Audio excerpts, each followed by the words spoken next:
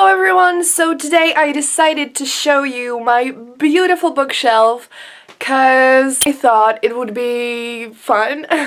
And the reason why I decided to make this video is because I was staring at my bookshelf and I was like, oh my gosh, I actually have a lot of books now and I want to show them to you. So that's what I'm gonna be doing in this video. So if you want to see my beautiful bookshelf, just keep watching. So, this is what it looks like. And like, yeah, technically, if you watch some booktubers, I know that they have like 10 billion times more books than I do, but those books are books I bought last year too, but mostly this year. So, like, not all of them, but most of them are books I bought this year, so I think it's pretty good. So yeah, I don't exactly know how it works, because like I said, I've never watched a single one of these bookshelf tours, but I'm just gonna show you all the books and I'm gonna tell you like at least the genre or a little something about each book, but there's quite a lot, so I won't spend too much time talking about each. So, this thing that I have right here are books that I have it in Czech, I don't even know the name in English, and yeah, I actually took them from my sister, or like I borrowed them, or she gave them to me, she didn't want them, and I took them when I still had bookends so that I didn't have them. yeah. Then this is my beautiful Funko Pop Harry. Anyway, those four are also in Czech, and it's the Nightshade series by Andrea Kremer, which is a YA fantasy romance. A lot of action, love triangle, yeah, I don't know. Then, this right here is Staying Strong by Demi Lovato, which there's a quote for every single day, and then she like tells her own opinion and experience related to the quote, and then something like a note to self kind of thing, like what you can take from the quote. It's really good. I really like it. Then I have 365 Days of Wonder by R.J. Palacio, who wrote the amazing book Wonder, and this is pretty much the same thing, only like it only includes quotes. So yeah, and then Yes Please by Amy Poehler, which is just like non-fiction memoir. Then Slammed by Colleen Hoover, which is a new adult, I think, romance, contemporary. It's totally super awesome.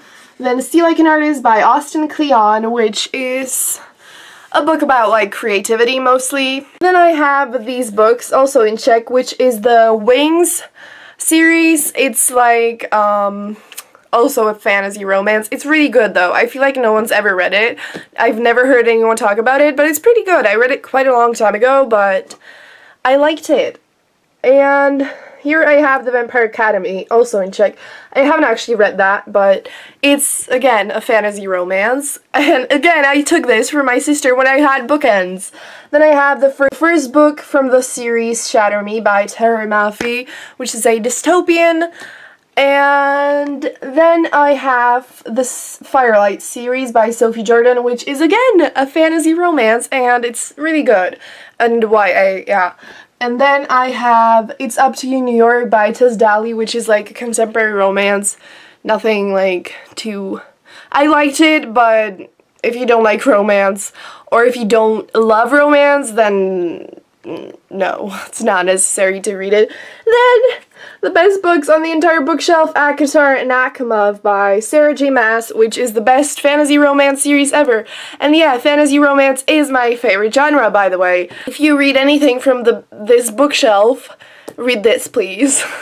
I've talked about it in so many of my book videos that just, it's the best series in the entire world. And then I have Milk and Honey by Rupi Kaur, which is like a collection of poetry, but a lot of people in Goodreads said it was the best thing ever, but it didn't really speak to me, so yeah. Then I have the Selection series. I have The Fault in Our Stars by John Green, which is also my sister's actually, but I love the book so much that I just want it here, and it's just awesome. I love it. In case you don't know, it's contemporary romance, and it's just wonderful. So yeah. Then Augie and Me by R.J. Palacio, which is kind of like a sequel to Wonder, because in Wonder you have multiple point of views there, and in this one you just have the points of view that you didn't have in Wonder, if it makes any sense. Then I have The Time of My Life by Cecilia Ahern, who's the author of Love, Rosie, in case you know that.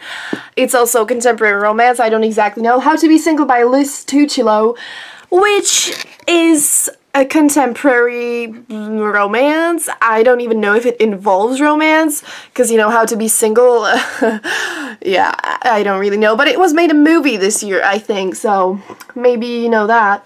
Me Before You by Jojo Moyes, the best book in the entire world, after ACOTAR. It's contemporary romance, also made a movie, the best thing ever. Then I have the Splintered series, or like the two of them, and that's also in Czech and also not mine.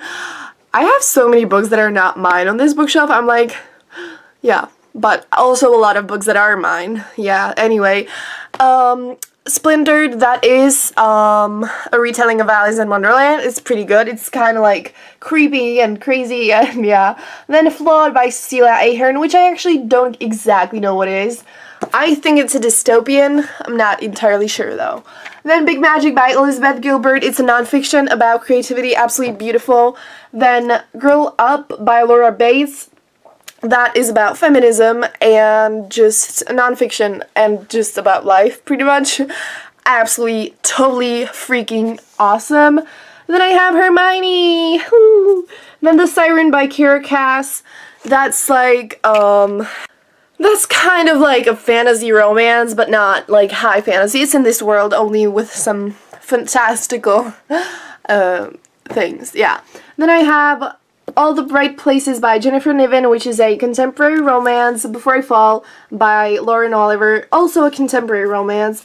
Then I have Happily Ever After, The Crown and the Air by Kiera Cass. That is the sequels and prequel to the Selection series. Then I have Where She Went by Gail Forman, which is the sequel to If I Stay, and contemporary romance. Then Us by David Nichols, which is surprisingly contemporary romance.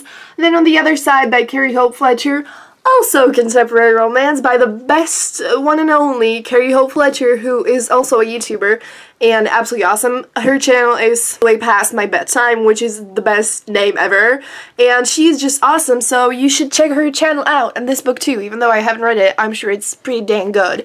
Then Steal Like an Artist Journal by Austin Kleon, which is a journal with some prompts and things like that. And then I have The Lover's Dictionary by David Levithan, which is a contemporary romance. Then I have I Am Malala by Malala, which is a memoir, yeah. And I have Landline by Rainbow Rowell, which is, guess what, contemporary romance. And then Carry On by Rainbow Rowell, which is actually not contemporary romance, even though a lot of people think so. It is fantasy, but like modern kind of fantasy. It's like modern gay Harry Potter. That's how I would describe it. And then I have Endless Love in Czech. Contemporary romance, not exactly sure what it is. Then I have some random books that I don't even know what it is. Then I have the Lola and the Boy Next Door and Anna and the French Kiss by Stephanie Perkins, also in Czech. Then When You Were Here by Daisy Whitney, which is contemporary romance. Then I have Red Queen by Victoria Aveyard, don't know. That's actually a fantasy. I still haven't read it. Then Untethered Soul by Michael Singer, which is like a spiritual kind of non-fiction book. Then Eleanor in Park by Rainbow Rowell, which is a completely amazing contemporary romance. And then The Perks of Being a Wallflower, which I think is, the genre would be like contemporary. That's just fiction. I don't know. It's contemporary. It's kind of romance, but not really, but it's awesome. I love it. Then I have A Work in Progress by Connor Franta, which is a memoir, and it's so beautiful, and I love him so much. And then Binge by Tyler Oakley, which is also a memoir, only this time by Tyler Oakley. Obviously, yeah, duh, I mean, yeah. Then Confessions of a Shopaholic by Sophie Kinsella, which is contemporary romance. Then Seriously I'm Kidding by Ellen DeGeneres, which is non-fiction memoir kind of thing. And then Girl Boss by Sophia Amoruso, which is also non-fiction and memoir kind of thing. Then Be Careful What You Wish For by Alexandra Potter, which is contemporary romance. If I Stay by Gail Forman, also contemporary sequel to Me Before You. Then a French book that was given to me by my English teacher in France. I haven't read it yet, I don't know what it is, but I think it's contemporary romance. Then I have Daring Greatly by Brené Brown, which is nonfiction, speaks about courage a lot and stuff like that. Then I have It Ends With Us by Colleen Hoover, which is a new adult contemporary romance. It's so intense, beautiful, heartbreaking, amazing. Then I have Delirium by Lauren Oliver, which I haven't read yet, but I think it's dystopian. Then I have The Book Thief by Mark Zusak, which I don't know which genre it is, but you probably know what it's about. It's from the time of World War II, and it's narrated by Death.